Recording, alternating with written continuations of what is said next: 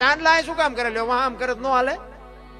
આ સાંડલા કરવાનું કર્યું તો કંઈક તો નક્કી કર્યું હોય છે ને. અહીંયા જ બાપુ આખા શરીરનું સબટેશન જ અહીંયા આવે.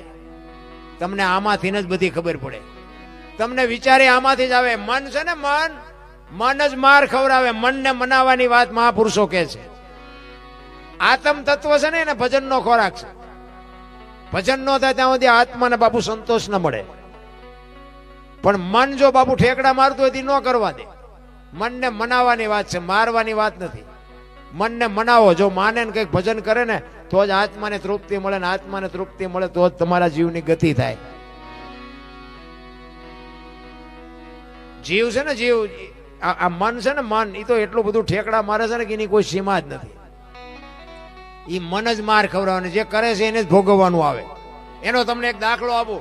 એક આમ રોડ ઉપર છે ને એક ફ્રૂટની લારી હતી. ફ્રૂટની એ ફ્રૂટની લારી હતી ને એક ભાઈ આમ નીકળ્યો એટલે લારી રેઠી હતી. અહીંયા કોઈ હતો નહીં, માણાનો તો ખાલી ફ્રૂટની ભરેલી લારી હતી.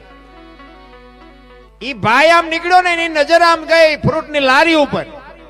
જો એની આમ દ્રષ્ટિ પડી, આંખે પહેલા શરૂઆત કરી. આમ દ્રષ્ટિ પડી ને ત્યાં મન મીંડું ઠેકડા મારવા. લારીએ કોઈ નથી, એકાદું સફરજન કે કેળું કંઈક લઈ લઉં.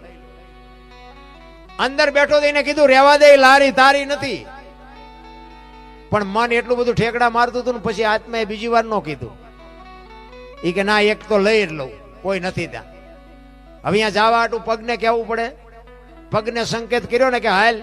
પગ હાલ્યા ને એટલે લારીએ પહોંચ્યો. લેવા હાટું હાથને કહેવું પડે કે આમાંથી એક સફરજન ઉપાડ. હાથે સફરજન ઉપાડ્યું. ખાવા હાટું મોઢાને કહેવું પડે. મોઢાએ બટકું ભર્યું. ઉતારવા હાટું જીભને કહેવું પડે. જીભથી ઉતર્યું. અને એમાં લારી વાળો જોઈ ગયો, આવીને એક વાહમ ધોકો માર્યો. વાહનો શું વાંક? આંખે જોયું, પગ હાલીને જ્યાં હાથે લીધું, મોઢાએ ખાધું, જીભથી અંદર ઉતાર્યું અને માર ખાધો વહાએ અને રોવા માંડી આંખ્યું.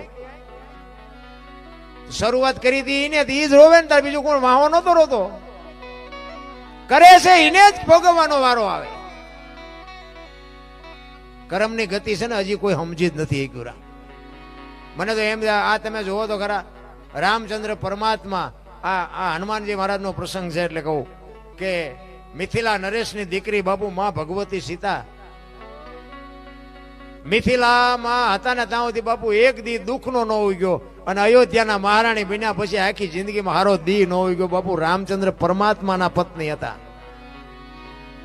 શું એનું કર્મ હશે? આપણે તો માર્યા વગર ના રોવે બધા.